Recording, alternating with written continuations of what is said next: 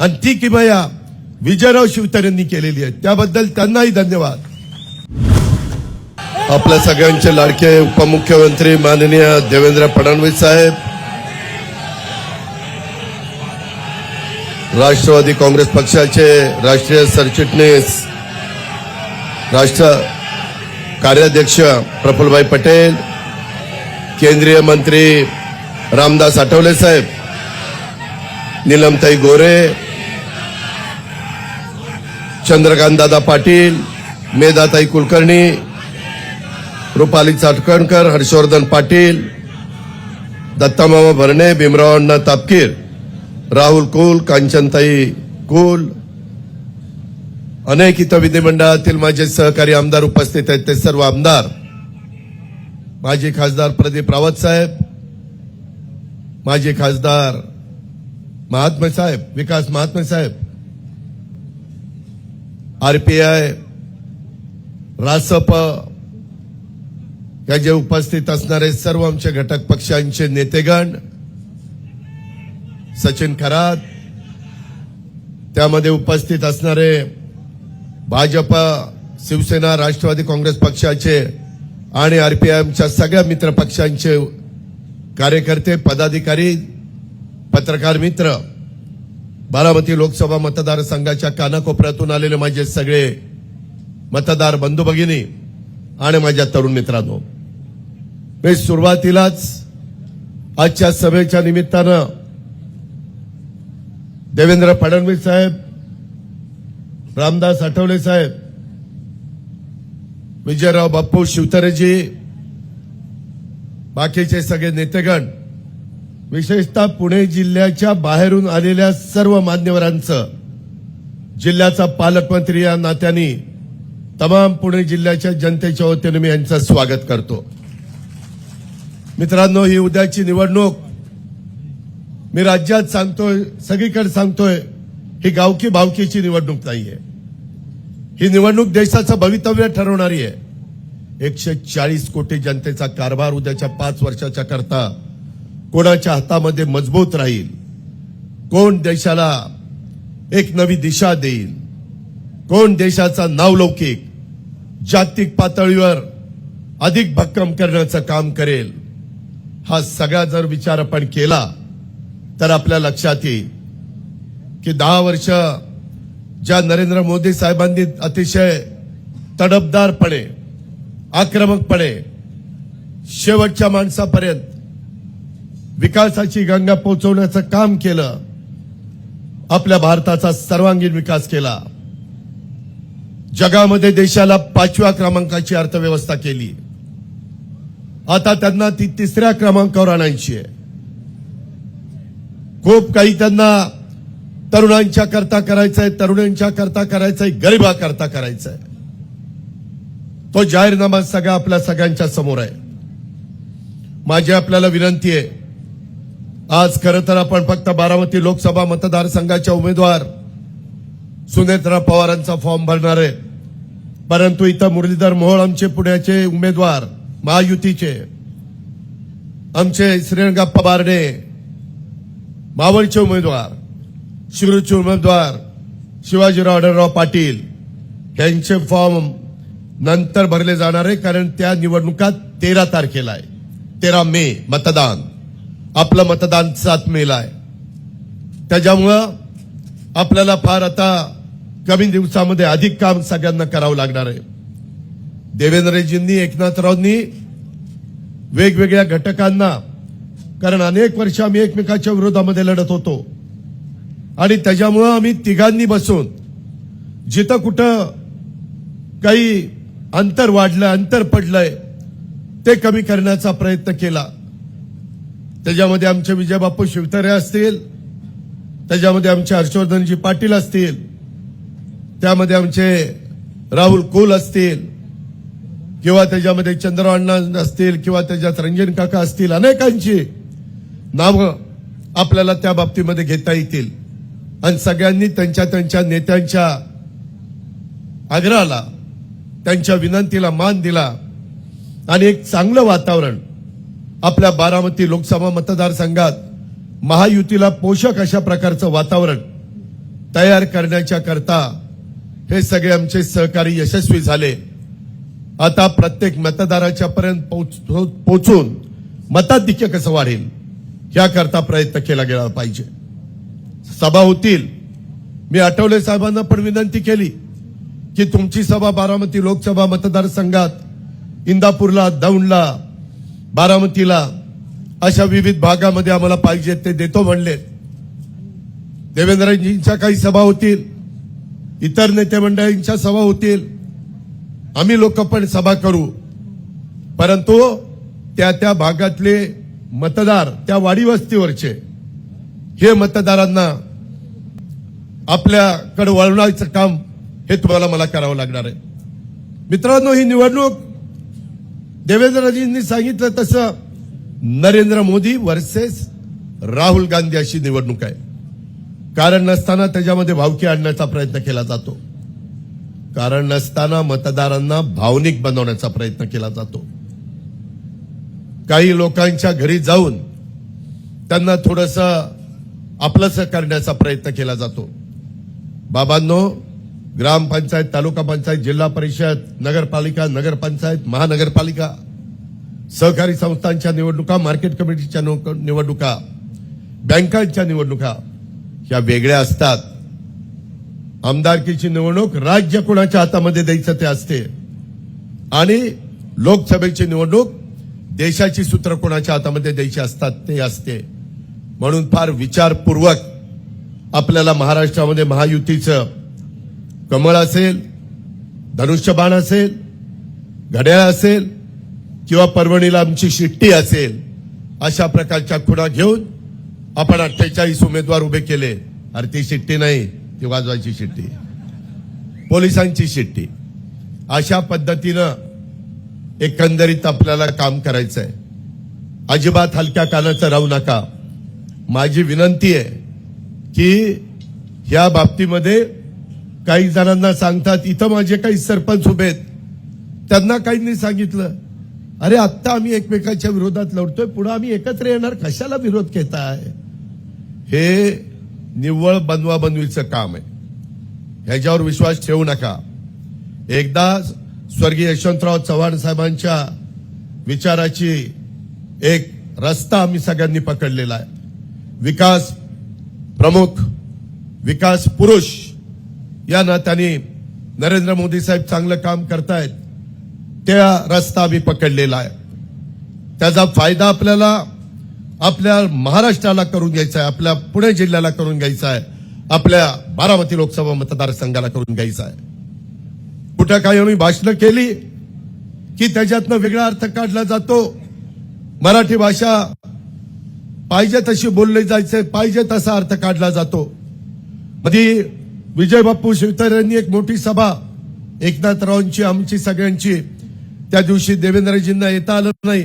मला वाटतं अमित शहाची एक सभा होती, तिथं त्यांना थांबणं गरजेचं होतं.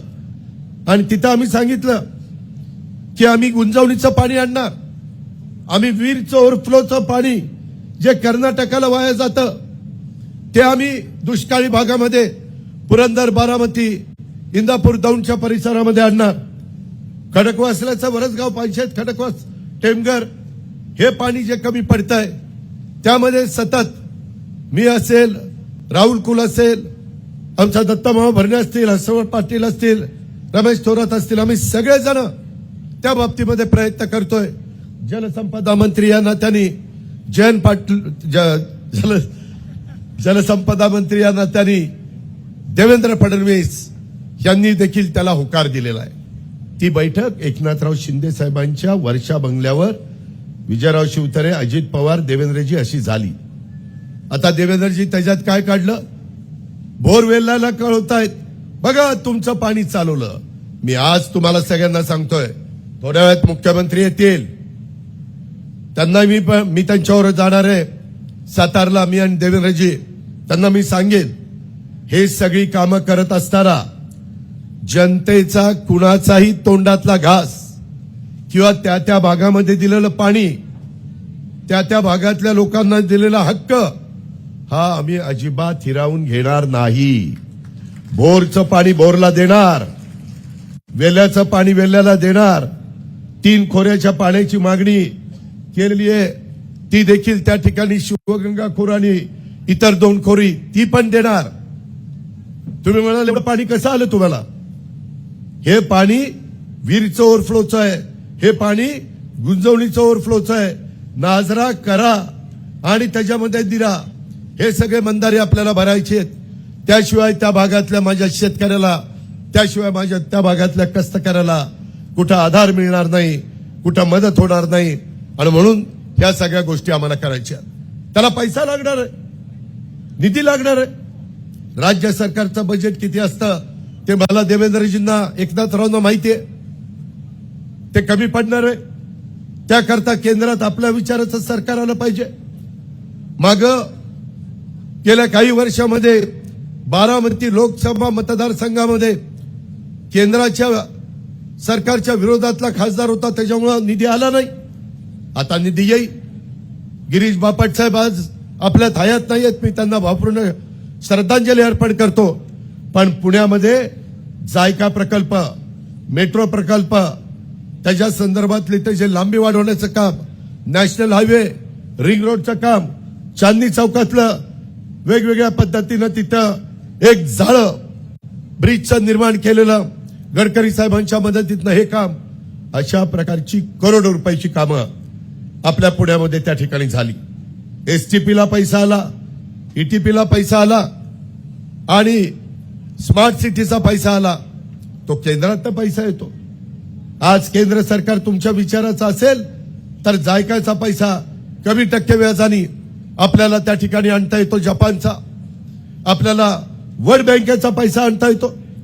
परंतु त्याकरता केंद्र आणि राज्य सरकार यांच्यामध्ये समन्वय असावा लागतो, ज्याचा उल्लेख मगाशी आठवले साहेबांनी केला, इतर माझ्या वक्त्यांनी केला. म्हणून ही निवडणूक महत्वाची आहे. आज आपल्याला पाण्याची गरज आहे. आज दुष्काळ आहे. दुष्काळाच्या करता जे काही करता येईल ते करण्याचा प्रयत्न आज प्रशासन करत आहे. आचारसंहितेच्या काही मर्यादा आहेत, तो पण भंग होता कामा नये, अशा प्रकारचा प्रयत्न आमच्या सगळ्यांचा चाललेला आहे. आज प्रचंड संख्येने तुम्ही आलेला आहात.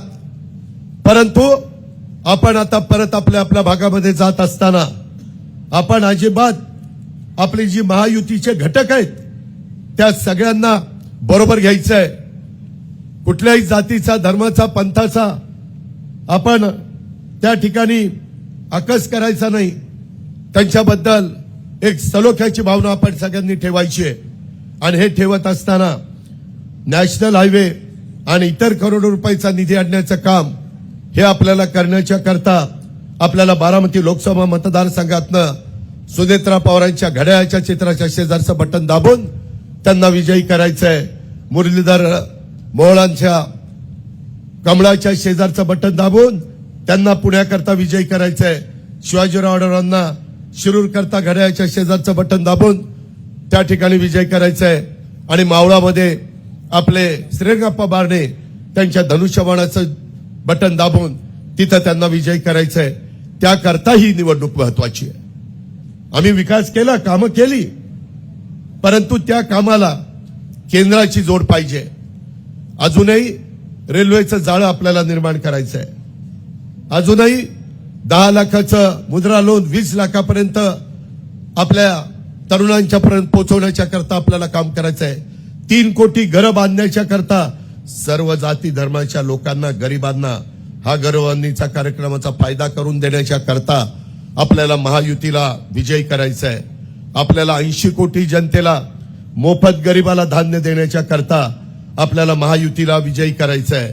आपल्याला तिथं नरेंद्र मोदी साहेबांना त्या ठिकाणी पाठिंबा द्यायचा आहे. मित्रांनो, कुठलाही जर काम करायचं असेल तर नेता खमक्या असावा लागतो, त्याशिवाय ते ठिकाणी होत नाही.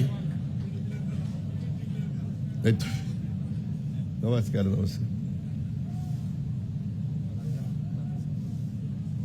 जे लाखांनी मतं घेतात, लाखांनी, शिवसेनेचे एकेकाळचे सहकारी, बोरवेला मुळशीचे मागचे उमेदवार कुलदीप कोंडे देशमुख यांनी आज शिवसेनेमध्ये त्या ठिकाणी प्रवेश केलेला आहे. आणि त्यांची ताकद त्या पट्ट्यामध्ये किती आहे हे आपल्याला सगळ्यांना माहिती आहे आणि ती किमया विजयराव शिवतारेंनी केलेली आहे, त्याबद्दल त्यांनाही धन्यवाद. विरोधक कसा असावा लागतो ते ह्यांच्याकडे बघून आपण शिका आणि मित्रपट कसा असावा लागतो तो पण विजय बापूंकडे बघून तुम्ही शिका. एकदा मैत्री केली की पडेल ती किंमत मोजावी लागली तरी चालेल, पण मैत्रीला अंतर पडून देत नाही अशा पद्धतीचं काम विजय बापू शिवतारे यांचं आहे. आणि त्याकरता माझी तमाम देवेंद्र फडणवीसांच्या साक्षीनं या मतदारसंघातल्या भाजपच्या नेतेगणांना विनंती आहे की कुठेही आपण कमी पडण्याचं काम करता कामा नये. आम्ही पण इतर भागात कमी पडण्याचं काम करणार नाही, शिवसेना पण करणार नाही, आरपीआय करणार नाही, रासपा करणार नाही. आपली आता एक चांगल्या पद्धतीनं युती झालेली आहे, त्याला कुठेही दृष्ट लागून द्यायचं काम आपल्याला होऊन द्यायचं नाही. आज देवेंद्रजींच्या प्रयत्नामुळं निश्चितपणे एकनाथरावांच्या प्रयत्नामुळं विजय बापू शिवतारे यांच्यामुळं आज माझ्या पुरंदर आणि हवेली लोकसभा मतदारसंघात ताकद वाढली. आपल्या मुळशी बोरवेल्ला मतदारसंघामध्ये कुलदीप कोंडे देशमुखांच्यामुळं निश्चितपणे आपली ताकद वाढलेली आहे. त्याबद्दल तिळमात्र शंका मनामध्ये बाळगायचं काही कारण नाही. मी त्यांचं आपल्या सगळ्यांच्या वतीनं महायुतीमध्ये आणि शिवसेनेमध्ये मनापासून स्वागत करतो. त्यांना तशाच पद्धतीचा मान सन्मान आमच्या महायुतीच्याकडनं मिळेल, आमच्या सर्व घटक पक्षाच्याकडनं मिळेल. हाही शब्द देवेंद्रजींच्या साक्षीनं मी कुलदीपजी कोंडे देशमुखांना या निमित्तानं देतो.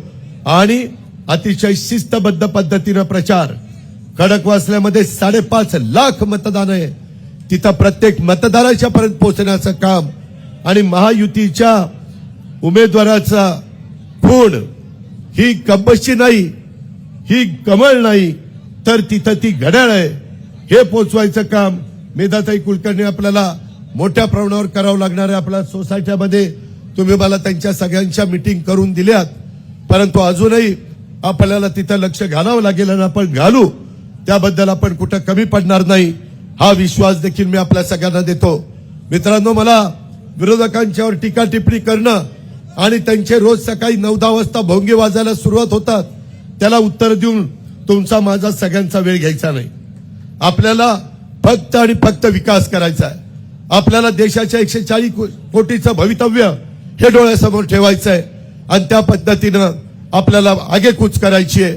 मी आपल्याला सगळ्यांना या नेते मंडळींच्या साक्षीनं शब्द देतो की हे सगळं करत असताना ही विकास गंगा महाराष्ट्रामध्ये चांद्यापासून बांद्यापर्यंत पोहोचवत असताना त्यामध्ये कुठलाही आपला लोकसभा मतदारसंघ जे महायुतीचे उमेदवार निवडून येतील त्या बाबतीमध्ये निधीच्या बाबतीत आम्ही कुठं कमी पडणार नाही.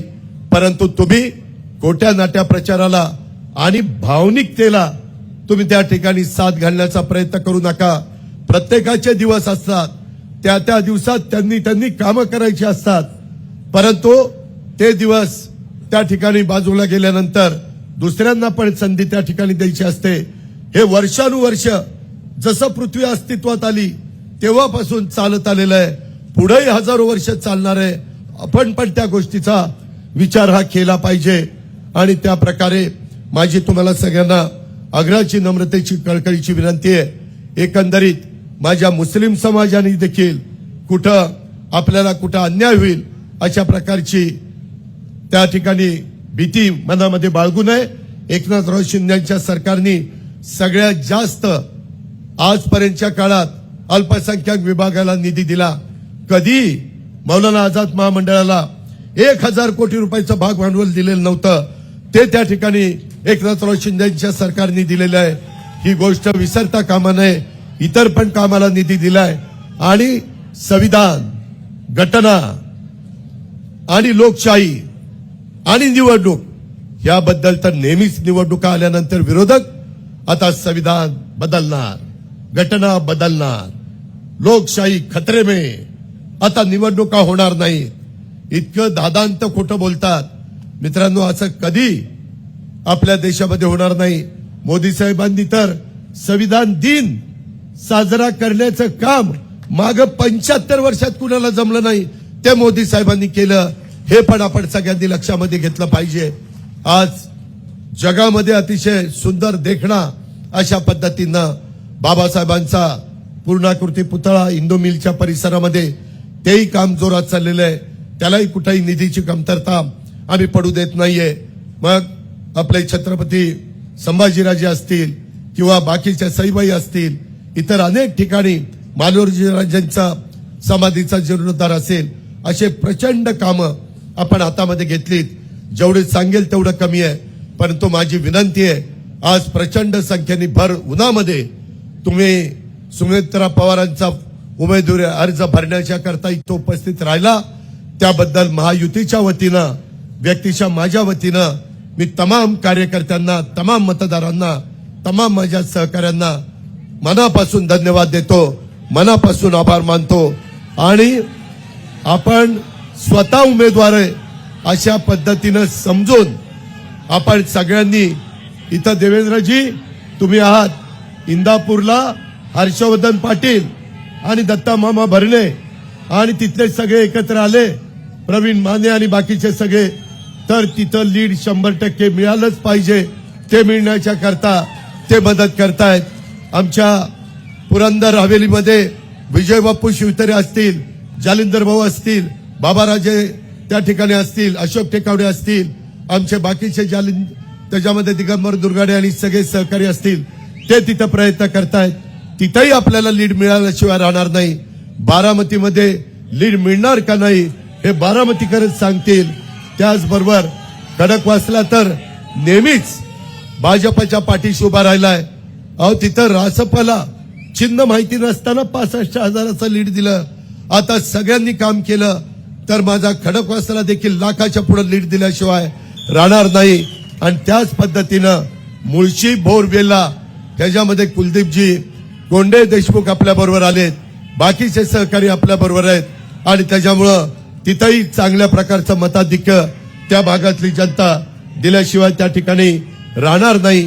त्याचबरोबर आपला पुरंदर बारामती दौंड मध्ये आज जोडी चाललेली आहे, मिस्टर अँड मिसेस राहुल कुल आणि आप्पा पण शेजारीच बसलेले आहेत।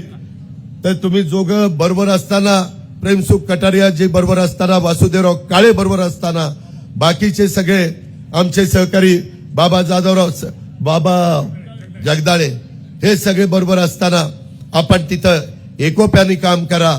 त्याच्यामध्ये तुम्ही आला तर तुमचेही कार्यकर्ते, तुमच्या कार्यकर्त्यांच्या विचाराचे मतदार ते पण त्या ठिकाणी बरोबर आले पाहिजे।